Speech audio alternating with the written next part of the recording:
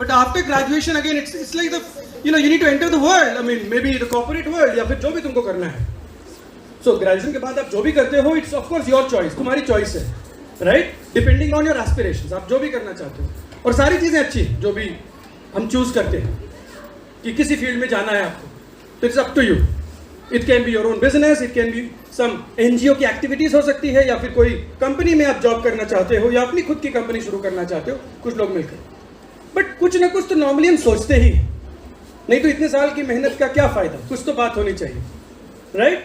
और अगर एक सिंपल क्वेश्चन पूछूं कि इतने साल, जैसे यू सेड कि 17-18 साल से यू बीन स्टडीइंग, या कहीं भी 7-8 घंटे के लिए जा रहे हो आप, यानी कि अगर हम 24 आवर्स को देखें तो 1/3 टाइम आपने कॉलेज में स्पेंड किया. अगर आपकी ऑब्जेक्टिव क्या है, so former research associate employed by Moody's whatever अपने बारे में लिखा है with a background in economics and finance. इसने लिखा है background in economics and finance. तो of course ये apply करना चाह रही होगी economics और finance से related companies में. That's why that's written in the objective. उसके बाद experience है, educational qualifications है, देखो, फिर last में technical और soft skills खत्म कर दिया, right? तो ये basic से अच्छा लग रहा है, टेबल वगैरह कुछ नहीं बनाया, सीधा एक पेज का है. इसके पहले हमने देखा 2 पार्ट में divided, so there are no strict rules, कोई ऐसा स्ट्रिक्ट रूल नहीं, ठीक है? तो at the end of it I would like to tell you कि so look at the way he has made it. If you look at, इन्होंने left में पहले अपने बारे में देखो टॉप चीजें बताई, मैं यहाँ सीईओ हूँ, ये चेयरमैन है, और एक ही पेज में देख रहे हो सब कुछ क्रिस्प करके लिख दिया. इस करने से हमारा टाइम मैनेजमेंट भी हो जाता है, पता है? नहीं तो हम बहुत बार अनइम्पॉर्टेंट चीजें करने में टाइम वेस्ट करते हैं, और इंपॉर्टेंट चीजों के लिए टाइम नहीं होता है. तो same thing, priority is important. One second thing is that what ever you do, it should be done in the best possible manner. तुम्हारी बेस्ट एफर्ट होनी चाहिए. उसके बाद भी गलतियां हैं, कोई बात नहीं, अपना तुमको बेस्ट देना. स्पेल चेक कर लो, कुछ ग्रामर के कुछ गलती है देख लो एक बार. कंप्यूटर पे आजकल सब हो जाता है, कंप्यूटर खुद ही तुम्हें हेल्प कर देता है. चेक इट, वो अंडरलाइन आता है with black red colour in all, पता चल रहा है, तुम चेंज करो, ये करो. कितने सॉफ्टवेयर हैं आजकल चेंज होता है. हाँ, लेकिन जानबूझ के बहुत डिफिकल्ट वर्ड्स मत डाल देना इसमें रिज्यूमे में, कि उनको पढ़ने वालों को लगे पता नहीं क्या लिखा, राइट? होता है ना, बहुत बार हम कुछ अजीब वर्ड्स पता नहीं था तो पकड़ के लाते और ये उसमें डाल देते है ना, बहुत बार ऐसा करते हैं. So what are your strengths and weaknesses, तो उसमें तुमने बहुत डिफिकल्ट वर्ड्स डाल दी, rather than writing normal words. कहीं से सुना और तुमने उसमें डाल दिया.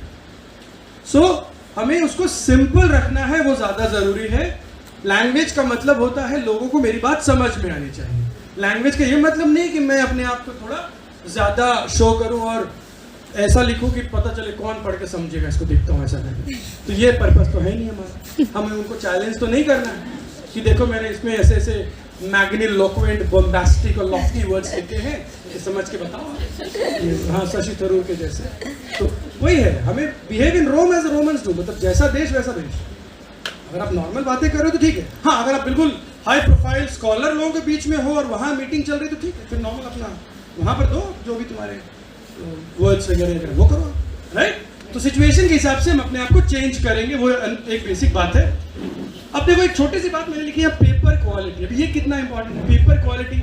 इसका मतलब रिज्यूमे को आपने जिस पेपर पे निकाला है उसकी क्वालिटी से क्या मतलब है, क्या फर्क पड़ता है?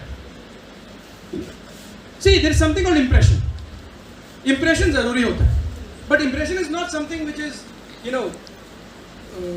Something which we can make it only once. बहुत बार लोग बोलते हैं first impression is the last impression, but it is not true. It's not true.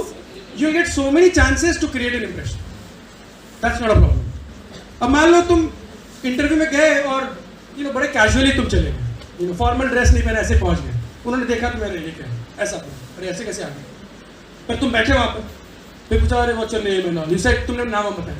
उसके बाद तुमसे जब बात करने लगे तो तुमने बहुत अच्छे एग्जाम्पल्स दिए और अपनी नॉलेज को शोकेस किया. तो पहले तो इंप्रेस नहीं हुए हो क्योंकि तुम अच्छे कपड़े पहन के नहीं आए थे, लेकिन बाद में तुमने अपनी दिमाग से, अपनी नॉलेज से, अपनी एनालिटिकल स्किल्स से उनको इंप्रेस कर हो गए. That's it. तो सिर्फ एक वजह से कोई थोड़ी मुझे डिस्क्वालीफाई करेगा, क्यों करेगा? और हम करते हैं उसकी गलती, they are missing out, right? That's it. तो ऐसा अपने आप को बहुत ज्यादा प्रेशर नहीं डालना अपने. कि अगर एक चीज नहीं करूं तो फिर क्या मुझे निकाल देंगे, या ऐसा कुछ नहीं होता। It's about your overall performance, mind you. It's about your overall performance. So never ever worry a lot. Present a very good resume, you'll get a job. ये नहीं बोल रहा मैं।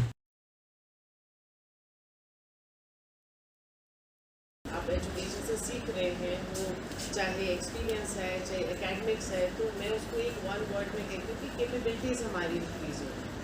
तो और जो एक लंबी सीढ़ी पे हम चढ़ रहे हैं, जिसमें एक स्टेप में हमने जो भी प्राइमरी किया, सेकेंडरी किया, हायर एजुकेशन किया या एक्सपीरियंस लिया, या हमने फ्रेंड्स के साथ जो भी बिहेवियर करना सीखा, एक रिलेशनशिप डेवलप करना सीखा, यानी कि हमारी जो एक पर्सनैलिटी डेवलपमेंट हो रही है वो हमारे हर तरह से काम में आती है। तो वो कैपेबिलिटीज़ हमारे को फ्यूचर में हम क्या करें, मतलब फ्यूचर हम अपने लिए प्लान नहीं कर सकते हैं, पर एटलीस्ट फ्यूचर में हमें कैसे बिहेव करना है, क्राइसिस अगर है तो हमें कैसे उनसे डील करना है, ये सब चीज़ें हमारे को वो कैपेबिलिटीज़ टाइम टू टाइम हमें सिखाती हैं। तो बस इसी के लिए धन्यवाद कि आप लोग आए। मैं ज़बरदस्ती आप लोगों को लेकर भी आई, बहुत सारे बच्चों को, बट आई थिंक आप सब लोगों ने बहुत एंजॉय किया होगा। You must have learned a lot. Thank you very much.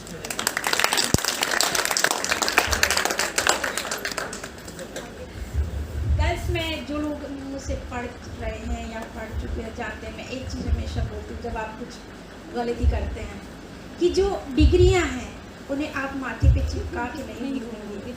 आपका बोलना, आपका उठना बैठना, बिहेव करना यही दिखेगा। और अगर ये चीज़ आपकी गलत इंप्रेशन डाल गई तो डिग्रियाँ तो कोई बाद में देखेगा और वो पता नहीं किस मन से देखेगा। तो आपको इस चीज़ पे विशेष ध्यान देना है। और आज तो इस बात की मोहर भी लग गई है अमित जी की स्पीच से कि मैं जो बोल रही थी वो ठीक था, इसलिए अब सब ध्यान रखेंगे। ओके, तो थैंक यू और अगेंस थैंक यू, सब शुभकामनाएं आपको।